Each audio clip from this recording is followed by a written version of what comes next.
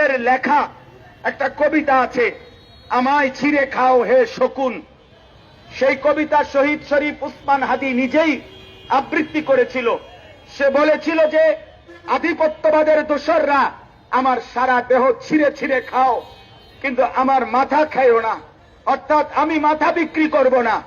কিন্তু দুশ্মন শহীদ শরীফ উসমান হাদির মাথায় গুলি করেছে, জীবন দিয়েছে, কিন্তু শহীদ শরীফ উসমান হাদি প্রমাণ করেছে ধিম ধিম বাজে গণ তুন্দুবি দামামা, হাকে ধীর শির দেগা নিহি দেগা আমামা।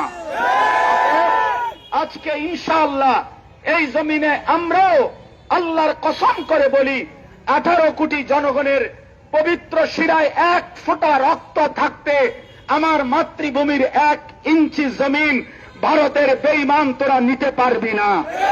এই জমিন 1 রক্ত নয়, 1 হাদি নয়, লক্ষ কোটি হাদির রক্তের পবিত্র জমিনে প্রয়োজনে খুন ঝরবে, কিন্তু আজাদি থাকবেই থাকবে, থাকবেই থাকবে, থাকবেই থাকবে।